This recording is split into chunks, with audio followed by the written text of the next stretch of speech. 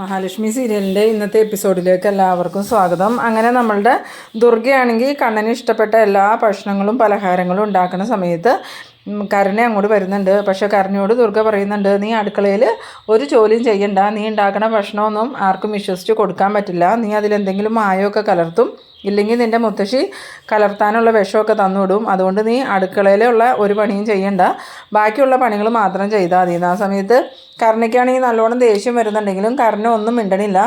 എന്നിട്ട് കരുണ ഹോളിലേക്ക് കണ്ണൻ ഭക്ഷണം കഴിക്കാനിരിക്കുന്ന സ്ഥലത്തേക്ക് വന്നു കഴിയുമ്പം ദുർഗ കണ്ണനോട് പറയുന്നുണ്ട്, മോനെ നീ ഇരിക്കുക ഭക്ഷണം കഴിക്കുന്നു പറയുമ്പം കണ്ണനാണെങ്കിൽ കരുണയോട് ചോദിക്കുന്നുണ്ട്, നീ ഭക്ഷണം കഴിക്കണില്ലേന്ന്. അന്നേരം കരുണ ഭയങ്കര പാവം പോലെ പറയുന്നുണ്ട്, ഇല്ല കണ്ണേട്ടാ ഞാൻ ഉണ്ണിയേട്ടൻ്റെ കൂടെ കഴിച്ചോളാം. അന്നേരം ഉണ്ണി എവിടെ, ഉണ്ണീനെ ഇതുവരെ കണ്ടില്ലല്ലോ എന്ന് പറയുമ്പോൾ ഉണ്ണിയേട്ടൻ മേളിലുണ്ട് ആരോട് ഫോണിൽ സംസാരിച്ചുകൊണ്ടിരിക്കുക, എന്നാൽ നീ ഉണ്ണീനെ വിളിച്ചുകൊണ്ടാന്ന് പറയുമ്പം ദുർഗയാണെങ്കിൽ അത് ഒട്ടും ഇഷ്ടപ്പെടാത്ത രീതിയിൽ പറയുന്നുണ്ട്, അവരത് എപ്പോഴെങ്കിലും കഴിച്ചോളും, മോനെന്തിനാ അതൊക്കെ അന്വേഷിക്കണേന്ന്. അങ്ങനെ കരുണയാണെങ്കിൽ ദേഷ്യത്തോടു കൂടി തന്നെ മേളിലോട്ട് കയറി പോകുന്നുണ്ട്. അവൾ പോയി കഴിഞ്ഞതും ദുർഗ കസേര വലിച്ചിട്ട് കണ്ണൻ്റെ അടുത്തിരുന്നിട്ട് കണ്ണൻ ഭക്ഷണം കഴിക്കണം നോക്കിയിരിക്കുമ്പം കണ്ണൻ കറികളൊക്കെ കൂട്ടിയിട്ട് പറയുന്നുണ്ട്, അമ്മേ ഈ കറികൾക്കൊക്കെ ഭയങ്കര ടേസ്റ്റാണ്, പണ്ട് അമ്മ ഉണ്ടാക്കുന്ന രുചി ഉണ്ടെന്ന് പറയുമ്പം അത് മോനെ നീ എന്നോട് പൊറുക്കണം, പണ്ട് നിന്നെ ഞാൻ എൻ്റെ സ്വന്തം മോനായിട്ടാണ് കണ്ടേർന്നത്, വിഷുവേട്ടൻ്റെയും നിൻ്റെയും ജീവിതത്തിലേക്ക് ഞാൻ വന്നിട്ട് നിനക്ക് ഇഷ്ടമുള്ളതെല്ലാം ഞാൻ ഉണ്ടാക്കി തരുമായിരുന്നു എന്നൊക്കെ പറയുമ്പം കണ്ണനും അത് സമ്മതിക്കുന്നുണ്ട്. പിന്നീട് ദുർഗ ഈ കണ്ണൻ സ്കൂളിൽ വിട്ട് വരുന്നതും കണ്ണന് ദുർഗ ഇഷ്ടമുള്ള പലഹാരങ്ങൾ ഉണ്ടാക്കി കൊടുക്കുന്നതും നിർബന്ധിച്ച് ഓരോന്നായിട്ട് കഴിപ്പിക്കുന്നതൊക്കെ ഇങ്ങനെ ഓർക്കുന്നുണ്ട്. അങ്ങനെ ദുർഗ അവിടെ ഇരുന്ന് കരയുമ്പം കണ്ണൻ ചോദിക്കുന്നുണ്ട്, അമ്മ എന്തിനാ കരയണേന്ന് ചോദിക്കുമ്പം എന്നാലും ഞാൻ വലിയ തെറ്റല്ലേ മോനെ നിന്നോട് ചെയ്തത്, നിന്നെ ഞാൻ എൻ്റെ സ്വന്തം മകനെ പോലെ സ്നേഹിച്ചുകൊണ്ടിരുന്നത്, വിശ്വട്ടൻ്റെ മരണശേഷം ആ വാമദേവനും അയാളുടെ ഭാര്യയും ചേർന്ന് എന്നെ സ്വൈര്യം തരാണ്ട് ശല്യം ചെയ്തിട്ട് ഞാൻ നിനക്കെതിരെ തിരിഞ്ഞത്, അങ്ങനെ നിൻ്റെ മരുന്നിൽ പോലും ഞാൻ മായം കലർത്തിയത്, നീ എന്നോട് ക്ഷമിക്കണേ മോനെ, ഇതുപോലൊരു തെറ്റിനി എനിക്ക് ഒരിക്കലും പറ്റില്ല എന്ന് പറയുമ്പോൾ കണ്ണൻ പറയുന്നുണ്ട്, എന്തായാലും സംഭവിച്ചത് സംഭവിച്ചു, ഇനി അതും പറഞ്ഞ അമ്മ വിഷമിക്കുകയൊന്നും വേണ്ട, ഞാൻ ഇത്രയും നാളും പ്രാർത്ഥിച്ചത് എൻ്റെ പഴയ അമ്മയെ തിരിച്ചു കിട്ടണമെന്ന് തന്നെയാണ്. പിന്നീട് കാണിക്കുന്നത് നമ്മളുടെ ഉണ്ണി ഇങ്ങനെ ഫോൺ ചെയ്തുകൊണ്ടിരിക്കുന്ന സമയത്ത് കരുണ അങ്ങോട്ട് ചെല്ലുന്നുണ്ട്. കരുണ അങ്ങോട്ട് ചെന്നിട്ടും ഉണ്ണി കരുണയെ കണ്ട് ഫോൺ കട്ട് ചെയ്തിട്ട് എന്താണെന്ന് ചോദിക്കുമ്പം ഉണ്ണിയേട്ടൻ്റെ അമ്മയുടെ ഈ മാറ്റം ശരിക്കുമാണോ അത് അഭിനയിക്കണേയാണോ, എനിക്കത് വിശ്വസിക്കാനേ പറ്റണില്ലല്ലോ എന്ന് പറയുമ്പം അതെന്താ നിനക്ക് വിശ്വസിക്കാൻ പറ്റാത്ത, സ്വന്തം ഭർത്താവിനെ നിൻ്റെ അച്ഛൻ കൊന്നു എന്ന് പറഞ്ഞാൽ പിന്നെ അമ്മയ്ക്ക് മാറ്റം ഉണ്ടാവൂലേ, എന്തായാലും പണ്ടും അമ്മയ്ക്ക് കണ്ണേട്ടനെ വലിയ ഇഷ്ടമായിരുന്നു, പിന്നെ അമ്മാവൻ തന്നെ ഓരോന്ന് പറഞ്ഞു കൊടുത്തിട്ടാണ് അമ്മയുടെ മനസ്സ് മാറിയത്, പിന്നെ ഇടയ്ക്കിടയ്ക്ക് ഞാനും മേഘേട്ടനും അമ്മയ്ക്ക് ഇങ്ങനെ ഓരോന്ന് പറഞ്ഞു കൊടുക്കുമായിരുന്നു, അതുകൊണ്ട് അമ്മ ഇങ്ങനെ ആയത്, അല്ലെങ്കിൽ അമ്മയ്ക്ക് കണ്ണേട്ടനെ ഒരിക്കലും വെറുക്കാനൊന്നും പറ്റില്ലായിരുന്നു.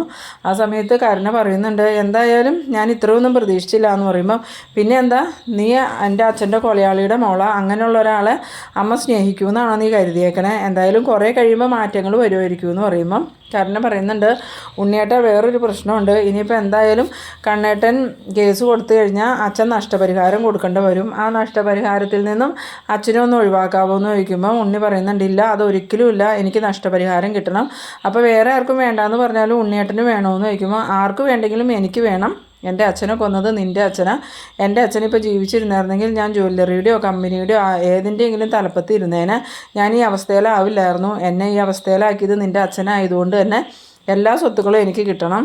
ആ സമയത്ത് കരുണ പറയുന്നുണ്ട്, കേസിൽ നിന്നും അച്ഛനെ ഒഴിവാക്കുവാണെങ്കിൽ ആ സ്വത്തുക്കളെല്ലാം നമുക്കുള്ളതല്ലേ എന്ന് പറയുമ്പം അത് നമുക്കുള്ളതല്ലേ, അങ്ങനെ നമുക്കുള്ള സ്വത്തൊന്നും എനിക്ക് വേണ്ട, എനിക്കായിട്ട് കിട്ടണം, ഇനിയിപ്പോൾ നീ എപ്പോൾ വേണമെങ്കിലും ഞാനുമായിട്ടുള്ള ബന്ധം ഉപേക്ഷിച്ച് പോകുമല്ലോ, അപ്പോൾ പിന്നെ നിൻ്റെ സ്വത്ത് എങ്ങനെയാണ് എനിക്ക് കിട്ടണത്, ഞാനും എൻ്റെ അച്ഛനും നിനക്ക് വെറും അന്യരായിരിക്കും, അതുകൊണ്ട് എനിക്ക് കിട്ടാനുള്ളതെല്ലാം കിട്ടണം, അത് കിട്ടാണ്ട് ഞാൻ സമ്മതിക്കൂല. ആ സമയത്ത് കരുണ പറയുന്നുണ്ട്, ഉണ്ണിയേട്ടൻ എന്തൊക്കെയാണ് ഈ പറയണേ, ഉണ്ണിയേട്ടൻ ഒരിക്കലും നന്നാവില്ലേ എന്ന് ചോദിക്കുമ്പം ഇല്ലടി ഞാൻ നന്നാവില്ല, നിനക്ക് എന്താ അതിൽ സംശയം എന്ന് ചോദിക്കുമ്പം നിങ്ങളൊരു മനുഷ്യനാണോ എന്ന് ചോദിക്കണം. ആ സമയത്ത് ഉണ്ണി ദേഷ്യത്തോടു കൂടി പറയുന്നുണ്ട്, ഞാൻ മനുഷ്യനല്ല മൃഗ, നീ വേണമെങ്കിൽ ഒരു മൃഗത്തെ കല്യാണം കഴിച്ചെന്നങ്ങ് വിചാരിച്ചോ എന്ന്. ആ സമയത്ത് കരുണയാണെങ്കിൽ ദേഷ്യത്തോടു കൂടി നിങ്ങളിനി ഒരിക്കലും രക്ഷപ്പെടാൻ പോകണില്ല എന്ന് പറയുമ്പം ഉണ്ണി പറയുന്നുണ്ട്, ഒരു കുഞ്ഞിനെയും വയറ്റി ചുമന്നുകൊണ്ട് എൻ്റെ ഇന്ന് തല്ല് മേടിക്കാൻ നിൽക്കണ്ട, നീ നിൻ്റെ പണി നോക്കിയപ്പോൾ എന്തെങ്കിലും പറയാനുണ്ടെങ്കിൽ നീ ഒരു പേപ്പറിൽ എഴുതി തന്നാൽ മതിയെന്ന്. അങ്ങനെ ഉണ്ണി ദേഷ്യപ്പെട്ടുകൊണ്ട് അവിടെ ഇറങ്ങി പോകുന്നുണ്ട്. കരുണയ്ക്കാണെങ്കിൽ അന്നേരം എന്ത് ചെയ്യണമെന്ന് അറിയാത്ത ഒരു അവസ്ഥയിലാണ് കരുണ നിൽക്കുന്നത്. പിന്നീട് കാണിക്കുന്നത് ജയിലിൽ ഈ പ്രതാപനും വാമദേവനും കൂടി ഭക്ഷണമൊക്കെ വാങ്ങിക്കൊണ്ട് നടന്നു വരുന്ന സമയത്ത് വാമദേവൻ പറയുന്നുണ്ട്, നേരത്തെയൊക്കെ വെറുതെ ഇരുന്ന് ഭക്ഷണം കഴിച്ചാൽ ശരീരത്ത് പിടിക്കുമായിരുന്നു, ഇപ്പോൾ ഇത് ശരീരത്തൊന്നും പിടിക്കണില്ല, പോലീസുകാർ തന്നെ ഇടി മാത്രമേ പിടിക്കണുള്ളൂ എന്ന്. അങ്ങനെ ഇവരൊരു സ്ഥലത്ത് വന്നിരുന്ന് ഭക്ഷണം കഴിക്കാൻ ഒരുങ്ങുമ്പോൾ ഈ വാമദേവൻ പറയുന്നുണ്ട്, ഇനി എന്ത് ചെയ്യൂടാ പ്രതാപ, നഷ്ടപരിഹാരം നമ്മൾ എങ്ങനെ കൊടുക്കുമെന്ന് ചോദിക്കുമ്പോൾ എനിക്കതൊന്നും ആലോചിച്ചിട്ട് ഒരു പിടുത്തമില്ല. എന്തായാലും എൻ്റെ കരുണമോളുടെ കാര്യം ഓർത്തിട്ടാണ് എനിക്ക് സങ്കടം. കരുണമോൾ അങ്ങോട്ട് പോയിട്ട് എന്തായോ ആവുമെന്ന് ചോദിക്കുമ്പോൾ വാമദേവൻ പറയുന്നുണ്ട്, അങ്ങോട്ട് പോയില്ലേ പിന്നെ എന്താ കുഴപ്പമെന്ന് ചോദിക്കുമ്പോൾ, അതല്ലടാ വാമ, അവിടെ മഹാലക്ഷ്മിയും കുഞ്ഞും കണ്ണനൊക്കെ ആയിട്ട് ജീവിക്കണ കാണുമ്പം എൻ്റെ മോൾക്കത് സഹിക്കാൻ പറ്റില്ല. അപ്പോൾ പിന്നെ എൻ്റെ മോള് അന്ന് ചെയ്തതുപോലെ എന്തെങ്കിലും ചെയ്യുമോയെന്നാണ് എനിക്ക് പേടിയെന്ന് പറയുമ്പോൾ, അതെങ്ങനെയാണ്, നിൻ്റെ അല്ലേ മോള്, അവൾക്കും ഇടയ്ക്കിടയ്ക്ക് നിന്നെ പോലെ ഭ്രാന്തുണ്ടാവും, അതുകൊണ്ട് അവൾ അങ്ങനെയൊക്കെ ചെയ്യണേ. അത് തന്നെയല്ല, അവളെന്തിനാണ് ഇപ്പോൾ അതിൽ വിഷമിക്കണേ? മഹാലക്ഷ്മിയും കുഞ്ഞും കണ്ണനുമായിട്ട് ജീവിച്ചാലും ഉണ്ണിക്ക് സമ്പത്ത് കുറവാണെന്നല്ലേ ഉള്ളൂ. സാധാരണ മനുഷ്യന്മാരെ പോലെയല്ലേ ഉണ്ണി നടക്കുന്നത്, അതുപോലെ നടക്കാനൊന്നും കണ്ണന് പറ്റില്ലല്ലോ. അപ്പോൾ അവൾക്ക് അത് കണ്ട് സന്തോഷിക്കാൻ പാടില്ലേ എന്ന് ചോദിക്കുമ്പം ഈ പ്രതാപൻ ചിരിച്ചുകൊണ്ട് ചോദിക്കുന്നുണ്ട്, അപ്പോൾ നീ ഇതൊന്നും അറിഞ്ഞില്ലേടാ വാമാന്ന്, എന്തറിഞ്ഞില്ലേ എന്നാണ് നീ ചോദിക്കണേന്ന് ചോദിക്കുമ്പോൾ, കണ്ണൻ നടന്നു തുടങ്ങിയിട്ട് നാളുകളായി. ആ സമയത്ത് വാമദേവൻ ചോദിക്കുന്നുണ്ട്, നീ എന്ത് ഭ്രാന്താടോ ഈ പറയണേ, കണ്ണൻ നടന്നു തുടങ്ങിയെന്നോ? അതേടെ വാമ, കണ്ണൻ നടന്നു തുടങ്ങി, അവൻ നടന്നു തുടങ്ങിയിട്ട് നാളുകളായിട്ടുണ്ട്. പക്ഷെ ഞാൻ ഈ അടുത്ത കാലത്ത് അറിഞ്ഞത്, അന്ന് മോഹിനിയുടെ പിറന്നാളാഘോഷത്തിന് വേണ്ടി കണ്ണനും മഹാലക്ഷ്മിയും അവിടെ വന്നപ്പം മഹാലക്ഷ്മി കേക്ക് മുറിച്ചത് ഞാൻ മഹാലക്ഷ്മിയുടെ കഴുത്തൊന്ന് മുറിക്കാൻ നോക്കിയായിരുന്നു. ആ സമയത്ത് അവൻ വീൽ ചെയറിൽ നിന്ന് ചാടി എഴുന്നേറ്റ് എന്നെ അവിടെ ഇട്ട് ചവിട്ടിക്കൂട്ടി. അന്നാ എനിക്ക് മനസ്സിലായത് കണ്ണൻ നടന്നു തുടങ്ങിയെന്ന്. എന്നിട്ട് നീ ഇതുവരെ എന്നോട് പറഞ്ഞില്ലല്ലോ എന്ന് പറയുമ്പം, അതിൻ്റെ ഇടയ്ക്ക് ഒരുപാട് പ്രശ്നങ്ങൾ ഉണ്ടായില്ലേ, അതുകൊണ്ടാണ് ഞാനിത് നിന്നോട് പറയാതെ ഇരുന്നത്. ഇന്ന് വരെയും ആ വിവരം കരുണമോൾക്ക് അറിയില്ല എന്ന്. ആ സമയത്ത് വാമദേവൻ പറയുന്നുണ്ട്, എന്നാൽ എൻ്റെ മേഘന അത് കണ്ടിട്ടുണ്ടാവും, അതുകൊണ്ടായിരിക്കും മേഘനെ അവർ കൊല്ലാൻ നോക്കിയെന്ന്. ആ സമയത്ത് പ്രതാപൻ പറയുന്നുണ്ട്, മേഘന എന്തായാലും കണ്ണനെ കൊണ്ടുപോയത് കൊല്ലാൻ വേണ്ടിയിട്ടല്ലേ, അവിടെ ചെന്നതും കൊല്ലാൻ തുടങ്ങുകയെന്ന് കണ്ടപ്പം കണ്ണൻ തന്നെയായിരിക്കും അവൻ്റെ കൈയും കാലും തല്ലി ഓടിച്ചതെന്ന് പറയുമ്പം, അതിനവന് കൈക്കും കാലിനും അല്ലല്ലോടാ, തലയ്ക്കല്ലേ പരിക്കെന്ന് പറഞ്ഞതും പ്രതാപൻ പറയുന്നുണ്ട്, അങ്ങനെയാണെങ്കിൽ ഈ കണ്ണനായിരിക്കും അവൻ്റെ തലയിലേക്ക് വല്ല പാറക്കല്ലും എടുത്തിട്ടത്. എന്തായാലും ഇനി നമുക്കൊന്നും ചെയ്യാനില്ല, ശത്രുക്കളെല്ലാം ശക്തരായേക്കുക. ആ സമയത്ത് വാമദേവൻ പറയുന്നുണ്ട്, എന്തായാലും മേഘനൊന്ന് എഴുന്നേറ്റായിരുന്നെങ്കിൽ നമുക്ക് അവരെ എന്തെങ്കിലും ചെയ്യാമായിരുന്നു എന്ന് പറയുമ്പോൾ പ്രതാപൻ പറയുന്നുണ്ട്, മേഘന ഒരു ചുക്കും ചെയ്യില്ല. ആ സമയത്ത് ഈ വാമദേവൻ ചോദിക്കുന്നുണ്ട്, അപ്പോൾ തോമസ് ഡോക്ടറുടെ ചികിത്സയ്ക്കൊക്കെ അത്ര ശക്തി ഉണ്ടോടാ എന്ന് ചോദിക്കുമ്പം, എനിക്കതൊന്നും അറിയില്ല, എന്തായാലും ഈ മഹാലക്ഷ്മിയെയും കണ്ണനെയും രക്ഷിക്കാൻ വേണ്ടിയിട്ട് അയാൾ അവതരിച്ചതാണെന്നാണ് തോന്നണേ. അന്നേരം ഈ വാമദേവനാണെങ്കിൽ പറയുന്നുണ്ട്, അതൊന്നും അല്ലടാ, അയാൾക്ക് ഒരുപാട് പേരും പ്രശസ്തിയുള്ള ആളാണ്. എന്തായാലും ഈ മേഘനെ ചികിത്സിച്ചിട്ടും മേഘന് കുറച്ച് മാറ്റങ്ങളൊക്കെ ഉണ്ട്. ഇനിയിപ്പോൾ മേഘന എഴുന്നേറ്റിട്ട് വേണം അവർക്കെതിരെ എന്തെങ്കിലും ചെയ്യാമെന്ന് പറയുമ്പം നിനക്ക് ഒരു ചുക്കും ചെയ്യാൻ പറ്റില്ല.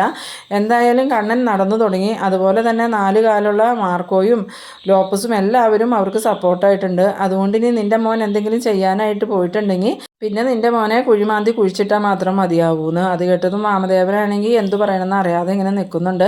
പിന്നീട് കാണിക്കുന്നത് നമ്മളുടെ ദുർഗയാണെങ്കിൽ ഇങ്ങനെ പലഹാരങ്ങൾ പൊരിച്ച് കൂട്ടാണ്. ആ സമയത്ത് കരുണ ഇറങ്ങി വരുമ്പം പലഹാരം പൊരിക്കണ മണം കേട്ടിട്ട് കരുണ ഭയങ്കര സന്തോഷത്തോടു കൂടിയാണ് വരുന്നത്. ദുർഗ കരുണയ്ക്ക് വേണ്ടിയ പലഹാരം പൊരിക്കണേന്നാണ് ഈ കരുണയുടെ ധാരണ. അങ്ങനെ അടുത്തേക്ക് വന്നതും, അമ്മ ഇവിടെ പലഹാരമൊക്കെ പൊരിച്ച് കൂട്ടുന്നുണ്ടല്ലോ, അപ്പോൾ അമ്മയ്ക്ക് എന്നോട് ദേഷ്യമൊന്നുമില്ല അല്ലേ, എന്നോട് സ്നേഹമുണ്ടല്ലേ എന്ന് പറഞ്ഞപ്പോൾ, നിന്നോട് ആരടി പറഞ്ഞു എനിക്ക് സ്നേഹമുണ്ടെന്ന്, നിന്നോട് എനിക്ക് ഒരിക്കലും സ്നേഹമല്ല, പിന്നെ ഇത് ആർക്കാ പലഹാരമൊക്കെ പൊരിക്കണേന്ന് വയ്ക്കുമ്പം അതെൻ്റെ മോൾക്ക് കൊടുക്കാനാണ്, എൻ്റെ മോൾക്ക് ഞാൻ ഇതുവരെ ഒന്നും കൊടുത്തില്ല, അതിന് വേണ്ടിയിട്ടാണ്. അപ്പോൾ അമ്മ എനിക്ക് വേണ്ടി ഉണ്ടാക്കിയതല്ലേ എന്ന് ചോദിക്കുമ്പം, എൻ്റെ മോൾക്ക് കൊടുത്തിട്ട് ബാക്കി എന്തെങ്കിലും ഉണ്ടെങ്കിൽ നീ കഴിച്ചോ, പിന്നെ നിനക്ക് ഇഷ്ടത്തിന് എന്തെങ്കിലും കഴിക്കണം എന്നുണ്ടെങ്കിൽ നിൻ്റെ മുത്തശ്ശിയില്ലേ, മുത്തശ്ശീനോട് പറഞ്ഞ് ഉണ്ടാക്കി കഴിച്ചോ, അല്ലാതെ ഞാൻ ഉണ്ടാക്കി തരുമെന്നൊന്നും വിചാരിച്ച് നീ ഇരിക്കണ്ടെന്ന് പറയുമ്പോൾ കരുണ പറയുന്നുണ്ട്, അപ്പോൾ അമ്മയുടെ പേരക്കുട്ടിയല്ലേ എൻ്റെ വയറ്റിലുള്ളതെന്ന് ചോദിക്കുമ്പം, ഞാനതിനെ എൻ്റെ പേരക്കുട്ടിയായിട്ട് കണ്ടിട്ടൊന്നുമില്ല, എൻ്റെ വിശ്വട്ടൻ്റെ കോലയാളിയുടെ പേരക്കുട്ടിയായിട്ടാണ് കണ്ടിട്ടുള്ളൂ.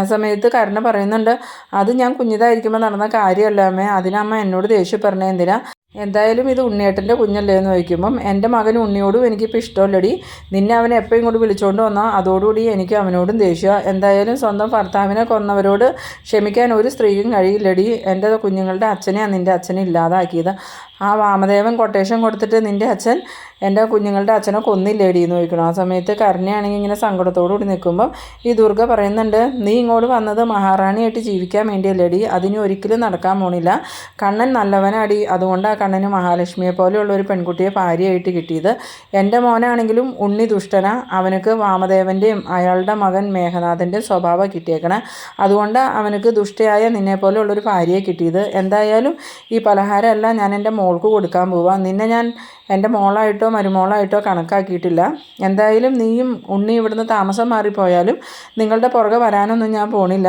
ഇനി എനിക്ക് ഒരു മോള് മതി, അതെൻ്റെ മഞ്ജുവ, എന്തായാലും ഞാൻ ഇത്രയും നാൾ നിന്നെ ചേർത്ത് നിർത്തിയതല്ലേടി, എന്നിട്ടും നിൻ്റെ അച്ഛൻ എന്നോട് എന്താടി ദ്രോഹം ചെയ്തതെന്ന് ചോദിക്കുമ്പോൾ, അതമ്മേ അന്നേരം അമ്മയ്ക്കത് അറിയില്ലായിരുന്നല്ലോ, എനിക്കും അറിയില്ലായിരുന്നു, നിനക്കറിയാമെങ്കിലും നീ ഇങ്ങോട്ട് തന്നെ വരൂടി, നിനക്കിവിടെ മഹാറാണിയെ കൂട്ടി ജീവിക്കണം എന്ന് പറഞ്ഞല്ലേ നീ വന്നത്, മഹാലക്ഷ്മിയെ ദാസിയാക്കാൻ വന്നവളല്ലേടി നീ, ഇനി നിനക്ക് ഈ ജന്മം മഹാറാണിയായിട്ട് ഇവിടെ ജീവിക്കാൻ പറ്റില്ല.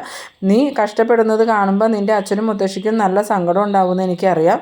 നിൻ്റെ സന്തോഷത്തിന് വേണ്ടിയല്ലേ അവർ ജീവിക്കുന്നത്, അതുകൊണ്ട് നീ ഇങ്ങനെ കഷ്ടപ്പെട്ടാൽ ജീവിക്കണേ എന്നുള്ളത് അവർ അറിയണോടി, അപ്പോഴേ അവർക്ക് വിഷമം ഉണ്ടാവുള്ളൂ. നിന്നെ ഈ ജീവിതത്തിൽ ഒരിക്കലും ഞാൻ അംഗീകരിക്കാൻ പോണില്ലടി, ഇനി ഞാൻ എൻ്റെ കണ്ണനും മഹാലക്ഷ്മിയും പറയുന്നത് അനുസരിച്ചാടി ജീവിക്കുള്ളൂ എന്നൊക്കെ പറഞ്ഞ് കരുണയെ ഒരുപാട് ചീത്ത പറയുന്നുണ്ട്. അതൊക്കെ കേട്ടിട്ട് കരുണയ്ക്കാണെങ്കിൽ നല്ല ദേഷ്യം വരുന്നുണ്ടെങ്കിലും കരുണ തിരിച്ചൊന്നും പറയണില്ല. അങ്ങനെ നമ്മളുടെ ദുർഗയാണെങ്കിൽ മഞ്ജുവിന് കൊടുക്കാനുള്ള പലഹാരമൊക്കെ പാത്രത്തിലാക്കി അടച്ചു വെക്കുന്ന സമയത്ത് ഈ ദുർഗ ചെയ്യണതൊക്കെ നോക്കി നിന്നിട്ട് കരുണ പകയോടുകൂടി ഇങ്ങനെ എന്തൊക്കെയോ ആലോചിച്ച് നിൽക്കുന്ന ആ ഒരു സീനിലാണ് ഈ എപ്പിസോഡ് അവസാനിക്കുന്നത്. എന്തായാലും നമ്മളുടെ ദുർഗ പലഹാരമൊക്കെ ആയിട്ട് മഞ്ജുവിൻ്റെ അടുത്തേക്ക് ചെന്നാലും മഞ്ജു ആ പലഹാരം സ്വീകരിക്കുമെന്നൊന്നും ഉറപ്പില്ല. കാരണം ദുർഗ ഇനി അതിൽ വല്ല വിഷവും ചേർത്തിട്ടാണോ കൊണ്ടേ ചെന്നതെന്നുള്ള സംശയത്തിൽ മഞ്ജു എന്തായാലും അത് സ്വീകരിക്കുമൊന്നുമില്ല. അപ്പോൾ നിങ്ങളെൻ്റെ വീഡിയോ ആദ്യമായി കാണുന്നവരാണെങ്കിൽ ചാനലൊന്ന് സബ്സ്ക്രൈബ് ചെയ്യാനും എൻ്റെ വീഡിയോ നിങ്ങൾക്ക് ഇഷ്ടമായാൽ ലൈക്ക് ചെയ്യാനും ഷെയർ ചെയ്യാനും മറക്കരുത്. അപ്പോൾ ഇതുപോലെ ഇൻട്രസ്റ്റിംഗ് ആയിട്ടുള്ള അടുത്തൊരു എപ്പിസോഡുമായി നമുക്ക് വീണ്ടും കാണാം. അതുവരേക്കും ബൈ ബൈ.